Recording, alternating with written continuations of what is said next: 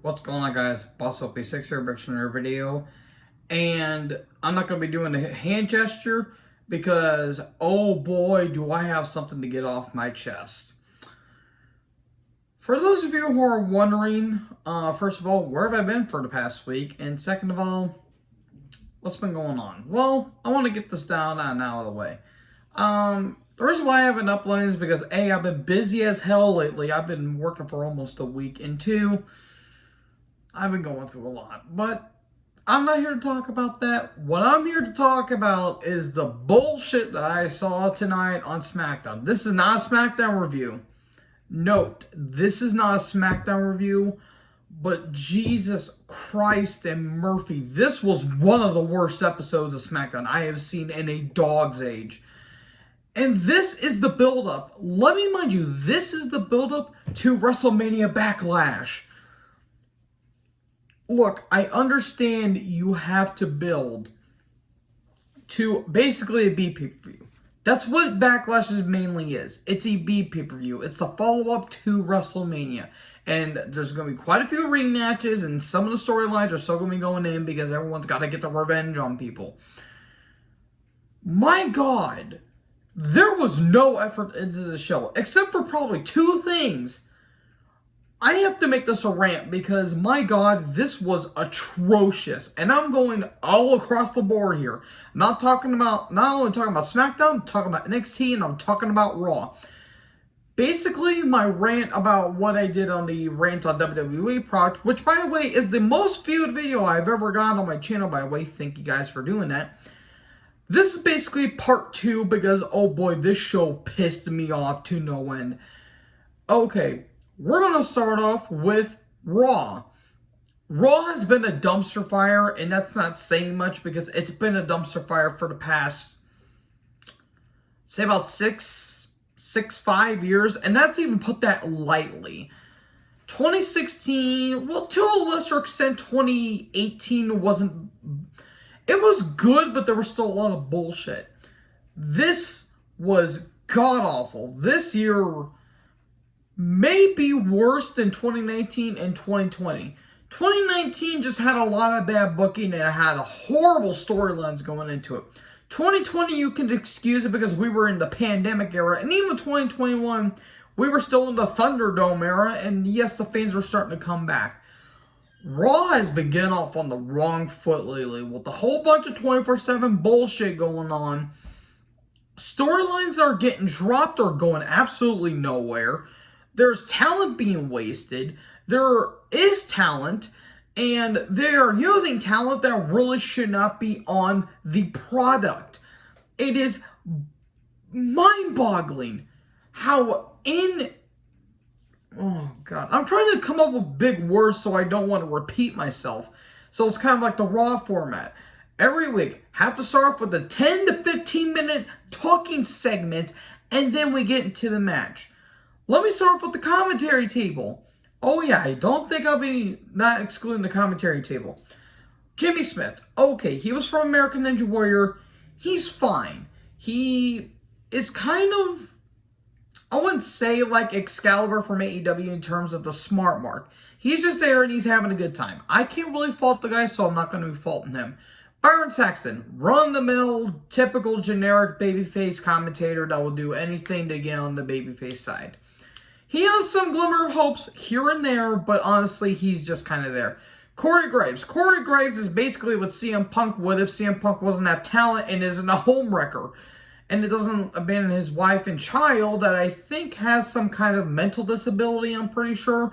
And that's dating someone that looks like one of the girls off of Final Destination 3 during the tanning bed scene. Jesus Christ, Carmella looks so bad she makes Oompa Loompas look white. Speaking of Carmella, why is she still on WWE television?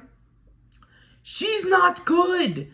And this whole shtick with her and Zelina, who, nothing against Zelina, nothing against her. She's a fine talent, but she's better as a manager. Let me talk about the whole situations with the titles. 24/7. Okay. At first, I wanted to give it a chance because, okay, They're going to treat it like the hardcore title, but it's a more modern and it's more PG. Okay, when they first introduced it, I'm like, okay, it's at least going to give the mid to lower card guys at least something to do. At least they're getting the payday and they're getting TV time.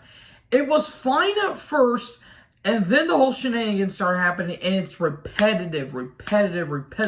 It's the same 5 people. R-Truth, Tamina, Tozawa, Reggie, and Dana. Jesus Christ, can you get different people? They introduced, of all people, Nikki Cross for some reason. Then they dropped that. Her and Piper Niven are going to be a team for reasons. I'm going to talk about Piper here in a little bit. And my God, just no one gives a shit. And it's a stupid-ass romance angle that is going throughout the entire show. And it's eating up so much TV time. You have the Raw Women's title situation, which it's not bad. It's honestly not bad. Becky and Bianca tore the house down at Mania 38.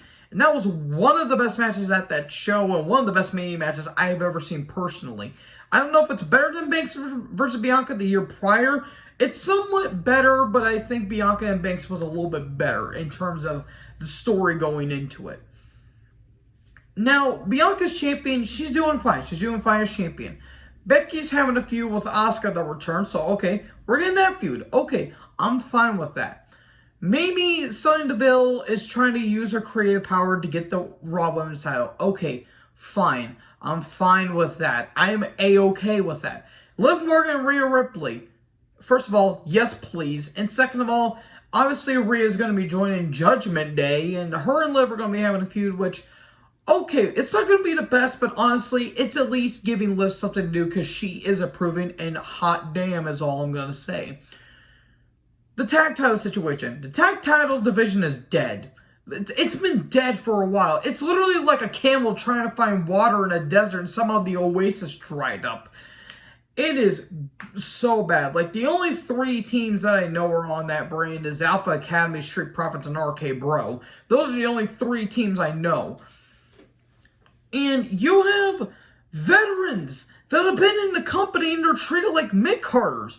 Even lower cards. You have The Miz. I will admit, not the biggest fan of, but at least try to treat him like he's a good asset to your company. Rey Mysterio. Okay, him and Dominic are doing that whole shtick, and honestly, Dominic should have went to NXT 2.0. After that feud with Seth, he should have went down to NXT. I understand what they were doing, and honestly, his match against Seth Rollins in that street fight at SummerSlam 2020, I actually liked that match. I actually thought that told a really good story. After that, they should have sent him down to NXT because he's not really that good. I'm sorry. He's learning. Granted, he's learning, but still, it's kind of like nepotism at this point. It's not like Garrett Bischoff. God forbid he's not Garrett Bischoff, but still, you're kind of exposing his weaknesses more than his strengths. Then you have the U.S. title situation where it's Theory, not Austin Theory, just Theory, for reasons, and Mustafa Ali's in a title feud with him, but he's also feuding with Ciampa, who is most likely going to be joining Judgment Day from the rumors that I've been hearing. Edge and AJ Styles, they're still having their feud, and Damian Priest is involved. Okay, cool. Finn Balor is now going to be part of the feud. Okay, even more cool. This can go somewhere. Then you have the world title situation where Reigns is the champion after he beat Brock, and he dislocated his shoulder during that match, and he still put on a hell of a performance, so granted for Roman for that. Now, I'm pretty sure it's just going to be McIntyre going after the title. It should just be the title and not the titles, because unifying them ain't really going to be doing much. Cody and Rollins, they're still having their feud, and Omos versus Lashley, it's whatever. It's really a whatever feud. Okay, so Raw has a lot of bullshit going on with it. Then we get to NXT 2.0. There are some good stuff on NXT 2.0. There really is. There is some really great talent there. But my God, it is literally like Saturday Night Live in a wrestling show. The comedy abysmal. This makes Raw look like what the hell am I trying to think? This makes Raw look like Home Alone 2 in comparison to the comedy and the romanticism. It is literally Hallmark Channel, except somehow worse. You know your comedy and romanticizing is bad, then the Hallmark Channel. How bad do you have to be? And I'm sorry to all my Hallmark Channel fans, all of one of you that are watching, but my God, it is so awful. You have the stupid-ass gimmicks after stupid gimmicks. Call-ups are being happened. They just released a shit ton of people. They released Malcolm Bivens, Dakota Kai. That one kind of stinged a little bit. They released Dexter Lumis, which really sucked. They really should have put him on the main roster. Persia Parada. They released a lot of good talent. If you don't know what to do with your talent, either call him up or just let him stay. Hell, I'm surprised Io Shirai is still in the company at this point. They haven't called her up since, what, has it been Vengeance Day? I'm pretty sure. And Candice LeRae, her contract just expired. So her and Johnny that had a kid, they're going to be having, hopefully, some good times. I don't know. I'm not in their lives. And, okay, the women's title situation is already looking terrible. You have Wendy Chu, who's a good athlete. She really is a good athlete. But what kills it is the fucking gimmick. You are treating a threat to Mandy Rose, who is vastly improved over the past year and a half. You're making her look dumb against someone that wears shark pajamas. I'm not bullshitting you. She is wearing onesies. Oh, I want to frickin' slam shit, but I really can't because my mom's about to go to bed. What the fuck? Every time I see this gimmick, I legit about turn the show off because it is an abortion of a gimmick. And my God, I hate every minute of it. It is terrible. It is terrible comedy, and it's god-awful wrestling. And now you have Roxy Perez, who is Roxy in Ring of Honor. You're bringing her into this bullshit, and they're going to be challenging for the women's tag titles against Toxic Attraction, who was one of the best things going on, if not the best thing going on in NXT right now. And Jesus Christ, Gigi Dolan and JC Jane, that's all I'm going to say. Then you have the North American title situation, which, okay, Cameron Grimes is champion. It's fine. We all knew he's going to be champion. I don't know who he's feuding with. Legado Fantasma and Tony D'Angelo and his group, they're having a feud. That's whatever.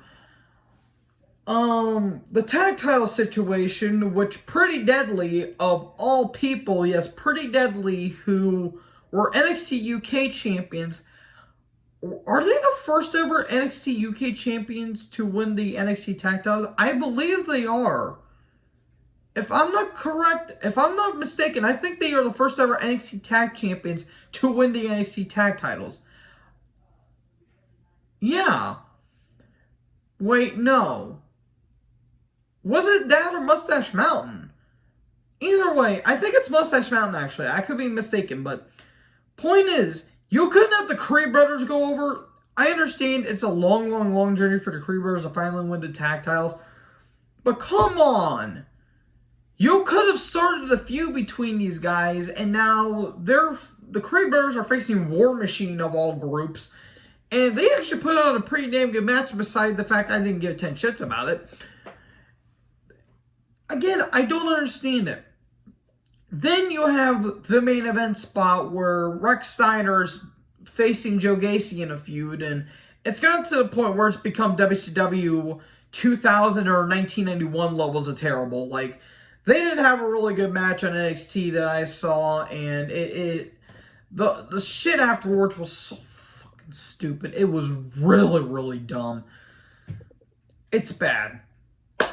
And then we get the SmackDown. Oh, good God in hell. Again, this show was bad. Okay, the show started off where it was supposed to be Charlotte Flair versus Aaliyah. Minute after the recap between her and Ronda, they're going to be having a night quit match at Backlash. Match I really don't give a shit about because their Mania match wasn't really good. It wasn't really good. And also, I forgot to mention Kevin Owens is having a feud with Ezekiel, who is Elias's brother. I refuse to believe that. I don't care about the whole stuff on Facebook or on Twitter. I do not care. It's stupid. But anyways. Flair comes down, and as soon I looked at the thing and I'm like, oh, they have not reached 10 minutes yet. They are going to draw this shit out. And guess who won the pony? As Jim Cornette would say, this took forever. Flair kept going and going and going. I'm pretty sure if I didn't take my melatonin, this segment would have knocked me out. It would have hit harder than Will Smith on Chris Rock, for God's sake. And yeah, you know I was going to throw that reference in. I don't care. Good God. This is just terrible. It is terrible. And then she smacks Aaliyah, and the match never happens, by the way. And Becky and Ronda are brawling. Pat is trying to make this thing work. Pat McAfee, God bless you, my good sir. You had a hell of a match against Austin Theory. I actually really liked that match at Mania 38, and then you lost to Vince McMahon for reasons. And Vince took one of the worst stunners I've ever seen. It was fucking hilarious. They even made Mick Foley laugh, which I thought was absolutely hilarious. Pat is doing everything to carry this commentary team. And I forgot to mention the commentary team for NXT 2.0. It's okay. That's all it is. I like Vic Joseph and Wade Barrett's fine, but the commentary just makes it seem bland. Commentary team on SmackDown, Pat is the only thing worth noting on it because Michael Cole is fucking god-awful. He is a soundbite machine. All he does is, oh my goodness, oh my, what a maneuver. RK bro, it's boss time. Shut the hell up, dude. Jesus Christ, go away for the love of God. I understand it's Vince yelling in his ear, but dude, slow down on the fucking sound bites. In the Discord server I'm in, I literally about screamed.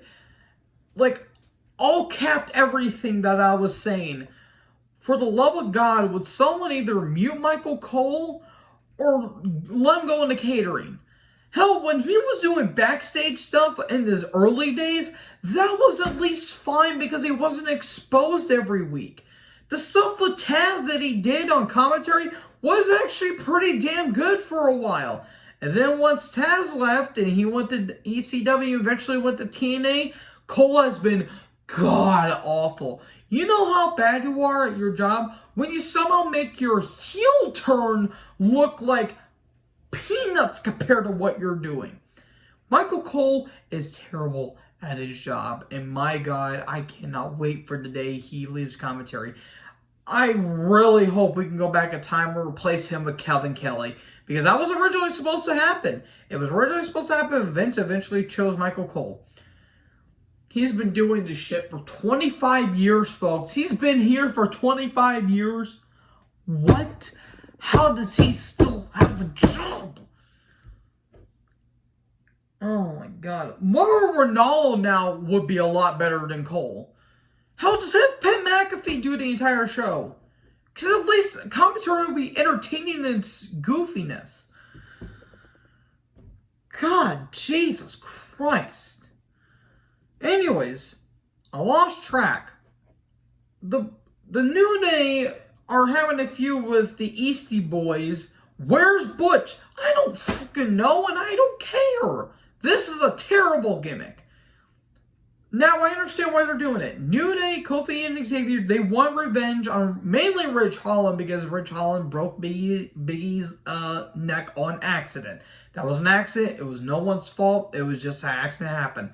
Biggie is doing good, and he about died. He about got paralyzed, but thank God he's doing all right, and he seems to be in a positive mood, which really happy for Big E, but I fear he's never going to wrestle again, and frankly, he really shouldn't if he is advised to, because that was a very bad, very, very, very bad injury that he took. So, Big E, if you're watching this, stay strong, my good sir, because, my God, your energy is just ungodly. Anyways, they had a tables match. It was not a good tables match. I found it very generic and boring. I knew what the hell was going to happen. Pete Dunne is so fucking done on this roster. Like, ever since he got called up, I knew it was going to be, like, the cow got slaughtered as soon as it got to the farm. And, my God, it was just so unbearable and just terrible. And Michael Cole was doing so bad at his job. Like, I'd rather would listen to a cat scream at the top of its lungs as its breath is getting taken out of it, rather than listen to Michael Cole. I would rather listen to Dave Mustaine trying to sing Painkiller than listen to Michael Cole. I will go even farther. I would rather listen to Chris Barnes trying to E the alphabet every time that he says the noise. Because at least that's funny. Michael Cole is just terrible at his job. Have I mentioned I don't like Michael Cole that much? There are times that I do get some good moments out of him, but my God, like 89, or not even 89, like 98% of the time, he is fucking unbearable. Man, I had to get that out of my system. This whole Lacey Evans shit is so bland. It's getting to the point of repetitiveness. I understand what they're doing here. I really, really want to like this, but I can't because the presentation is terrible. Speaking of terrible presentation, Gunther and Ludwig Kaiser, aka Walter and Marcel Bartel. Drew Gulak got fed to the wolves, and it was understandably a squash match. Drew Gulak has been treated like shit for no reason. He got bitched out by Flair. He got trapped in an arm lock for no reason by Rousey. He got the shit kicked out of him by no reason by Charlotte because he was doing his job. And he gets the shit kicked out of him by Walter, which Walter is done. Like, he is, if he is not released at least by either Survivor Series or by the Rumble, I will be shocked. And that goes same for Marcel Bartel. Because, my God in hell, this is terrible. Terrible. And they changed up his theme, which the theme is a hell of a lot better, but oh my God in heaven. Like, how do you screw up Walter?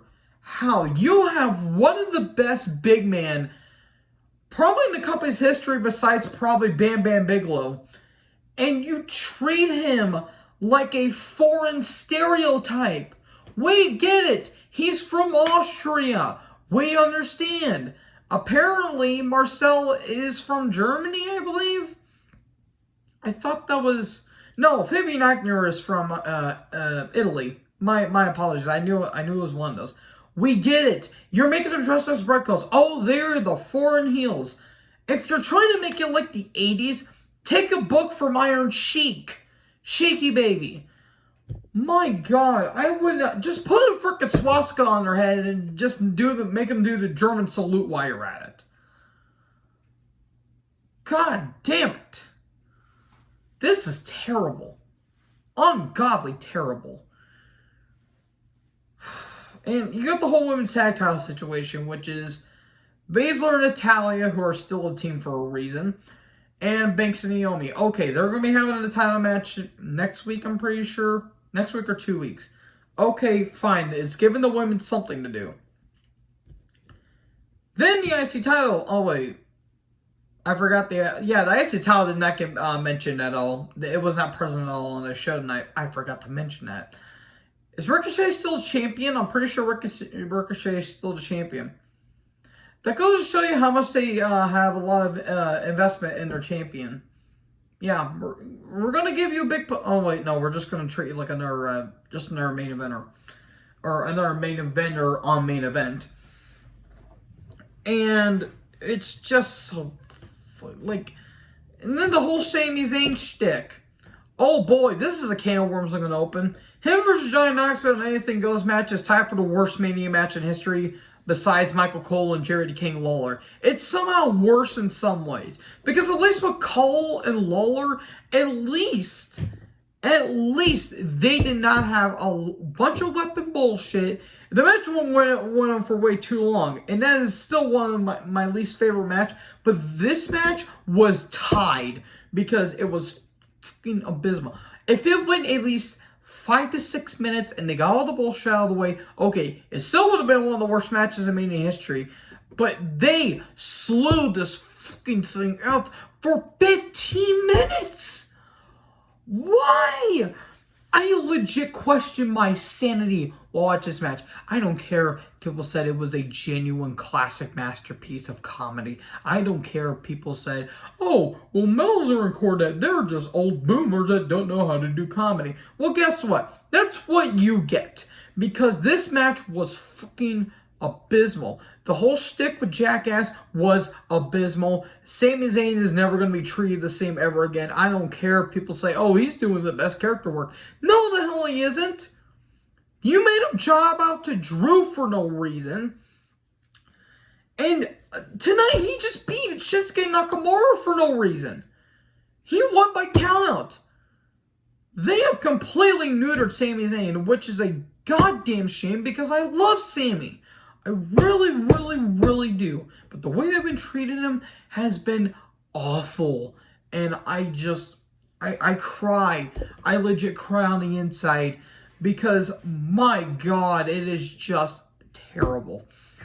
Then you have the SmackDown Tag Title situation. Where it was originally supposed to be RK Bro and the Usos in a unification match. But it's not going to be a 6-man with Drew and RK Bro against the Bloodline. Okay, if it's not winner take all, then what the hell was the point of it? If the unification match is going to happen at the UK show in September, then okay, that will be fine. But what was the point of Roman saying, oh hey, go unify the tag titles, only for them to not unify the tag titles? You kind of contradicted yourself there, dude. I just don't get it. It is just... Yeah, this show broke me because of all the stupid ass gimmicks. And what are they going to do with Nakamura? It seemed like they were going to have him feud with Reigns because he wanted to get revenge on the Usos because Rick Boogs is unfortunately out with a quad injury because they were supposed to win the tag titles at Mania, but then the ending got rushed because Boogs did a Kevin Nash and tore his quad, and I'm pretty sure with me just saying I'm pretty sure Kevin Nash has tore his quad right now. I'm joking. I love Kevin Nash, but I just don't understand. Why was he going to feud with Roman only for him to lose to Sami Zayn? I don't get it. Like, is he going to try to find a new partner to eventually get the titles off of the Usos? Is that what the whole theme is? I don't know. I don't care. And also, why is Piper Niven still named Dewdrop?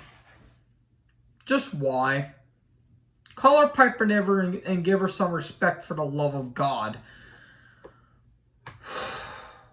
Well, folks, that was certainly a video. Hope you enjoyed it. A 19-year-old redheaded ginger pissed off. Because, oh boy, I've had a lot of emotions build up for the past week, and I just had to let them out here because I have been...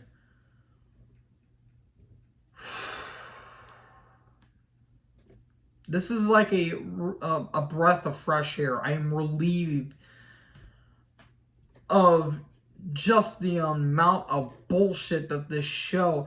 I want to give this company a chance. I have given these company chance after chance after chance after chance after chance after chance. And all they do is drop the fucking ball with it. All they do is kick the dog and molest the cat, as Jim Cornette would say. That's all they've been doing for the past 20 years, it feels like. But anyways, folks, I'm going to go and relax now because I have 2 days off because I'm going to be working a shit ton next week.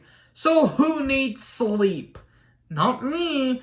Anyways, thank you guys for watching the video. Make sure to like, comment, subscribe. Join a herd. This company could go sucking ass sometimes. Boss OP6. Peace out.